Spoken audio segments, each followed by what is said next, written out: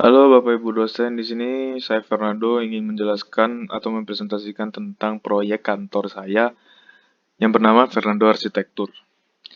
Secara singkat saya jelaskan, Fernando Arsitektur bergerak di bidang pembangunan komersial dan yang menyediakan jasa sistem one-stop service. One-stop service itu sistem layanan satu pintu yang ketika orang ingin menjalankan sebuah proyek ke tempat saya akan dilayani sepenuhnya, sehingga dia tidak perlu mencari vendor-vendor lain untuk menjalankan proyeknya tersebut. Fernando Arsitektur melakukan kolaborasi dengan bidang apapun untuk mendukung proyek dari klien tersebut. Bisa dari bidang yang di luar dari arsitektur, seperti contohnya marketing, branding, dan lain-lain. Lanjut saja kepada eh, tanah yang dipakai Fernando Arsitektur sebagai kantor. Kami mengambil non-landed. Kenapa non-landed? Karena non-landed memanfaatkan bangunan yang sudah tidak dipakai lagi dan dibuat dan direnovasi sehingga tidak menghabiskan material lebih banyak, menghemat biaya, sama lebih go green karena tidak membuka tanah baru untuk membangun sebuah bangunan. Ini adalah bangunan yang Fernando Arsitektur pakai. Ini terletak di Kalimantan Tengah, tepatnya di Jalan MT Haryono nomor 66. Ini rumahnya ini dipakai sebagai rumah tinggal juga di lantai 2-nya dan ada kantornya di bawahnya. Ini existing-nya. Lanjut ke denahnya. Karena rumah ini dipakai sebagai kantor juga, atau juga sebagai tempat penginapan atau rumah tinggal, kantor ini terdapat banyak ruang sehingga terdapat banyak sekat-sekatan. Sekat-sekatan ini bukan hanya sekatan tembok sih, tapi ada sekatan kaca juga, sehingga banyak terbukanya juga. Ini di tengah-tengah ada tamannya, taman kecil, taman indoor, taman kering gitulah. Dan terdapat 2 tangga di bangunan ini, terdapat 2 posisi toilet, semua menghadap keluar, dan jalan masuknya sebelah sini. Parkirannya ini di sini. Dan ada pos satpamnya juga di sini, di depan. Dan lantai 2 cenderung lebih terbuka. Karena ini mungkin digunakan sebagai lounge untuk berdiskusi dan lain-lain. Oke, lanjut ke alternatif desain. Alternatif desain di sini alternatif desain 1, saya dalam konsep penataan ruangnya saya menggunakan konsep multidisiplin. Karena perusahaan saya yang perlu koneksi, perlu berkolaborasi, sehingga multidisiplin merupakan kata kunci untuk mendukung konsep ini. Setiap ruang menghindari penyekatan berlebihan agar tidak terjadi tetap terjadi komunikasi antar ruang yang tidak terhalangi oleh sekat dari tembok atau partisi. Kenapa begitu? Karena ketika kita ingin berdiskusi secara frontal, jika misalnya ada pembatas atau sekatan, maka kita tidak akan nyaman dengan hal itu. Style interiornya yang digunakan adalah style industrial, karena style industrial dapat mendukung konsep ruang yang bersifat multidisiplin. Industrial merupakan salah satu style yang memberikan kesan ruang disiplin, dari warna-warnanya yang lebih serius, tapi juga tetap minimalis. Warnanya yang monokromatik dan terkesan maskulin. Dari konsep green ship yang diambil, karena saya ngambil non-landed, ini beberapa green ship yang bisa saya terapkan dalam desain saya ini. Dalam penerapan green ship di proyek ini bermacam-macam, dari penerapan buka-bukaan dimaksimalkan sehingga mendapatkan daylight yang mendukung pencahayaan di dalam ruang. Selain itu, dengan bukaan yang banyak akan mendapatkan penghawaan alami sehingga terjadi pertukaran udara agar di dalam tidak panas, dan pengap. Nah, style industrial ini juga membantu dalam menerapkan green chip karena menggunakan barang material bekas dan dapat di-finishing dengan baru lagi dan menjadi bagus gitu.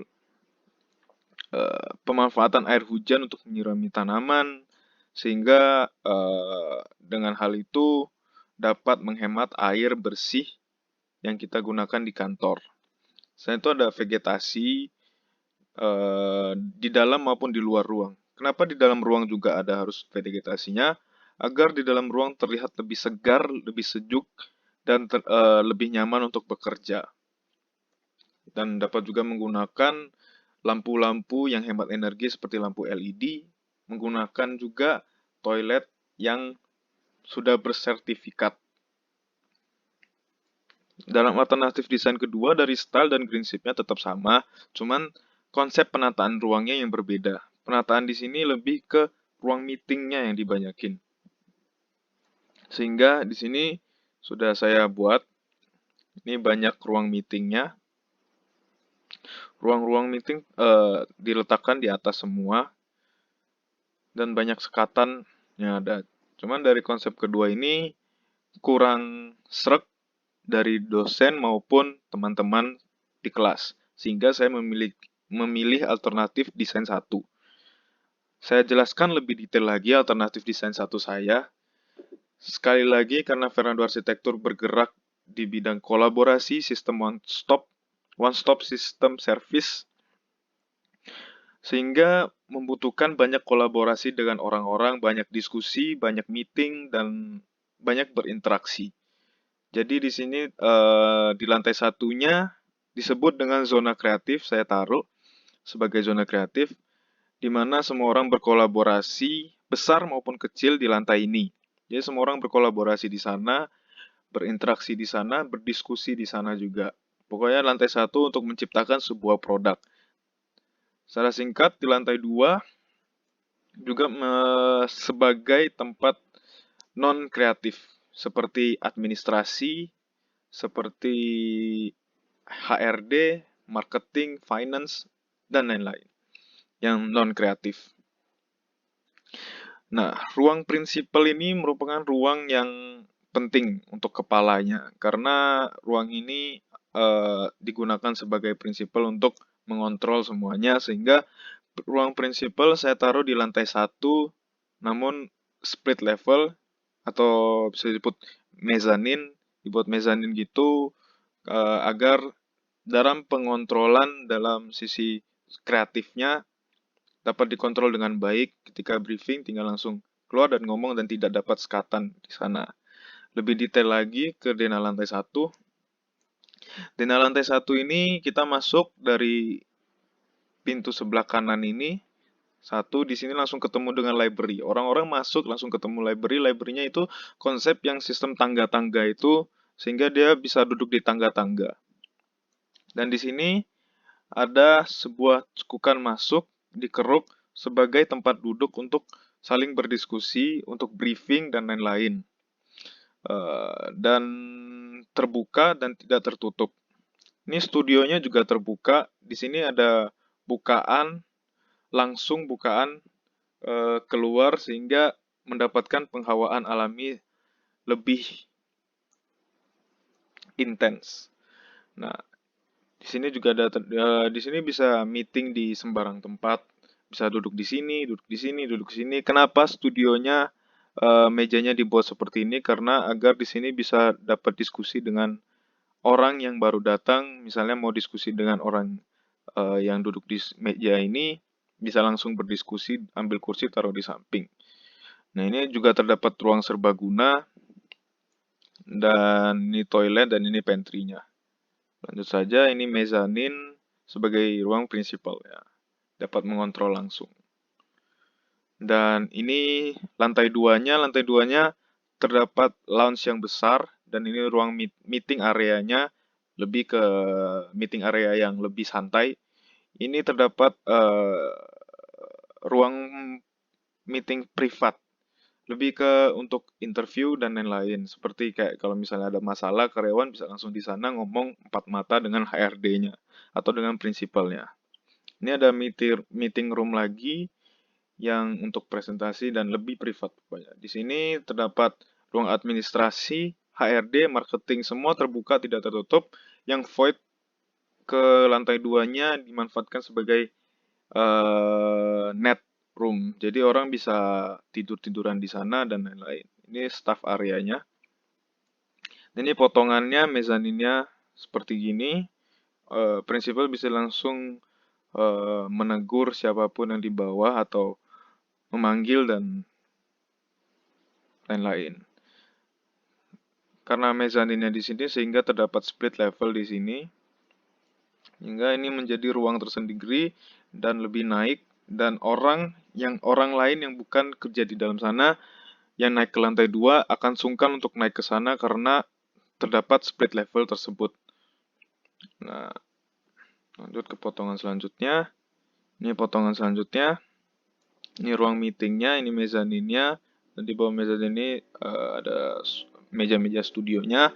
Ini ruang meetingnya. Dan lain-lain. Ini konsepnya industrial tentunya.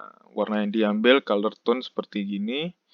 Nah, dan green shape yang diambil tetap sama kayak yang tadi di awal.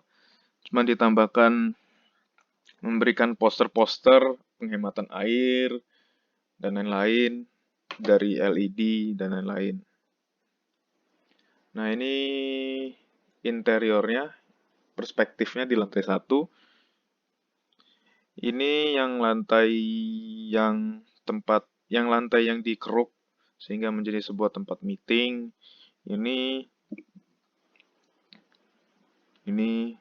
library-nya, ini netnya, ini tangganya, ini ruang prinsipalnya di mezanin ini, dan lain-lain. Ini interiornya yang lantai 2.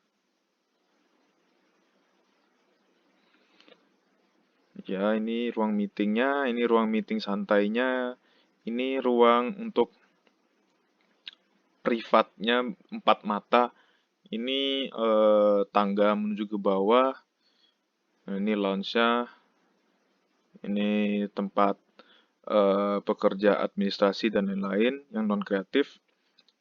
Nah, ini netnya sehingga bisa bersantai di sana, tiduran dan lain-lain. Dan sudah selesai presentasi saya. Semoga tidak ada salah kata. Terima kasih Bapak Ibu dosen. Bye.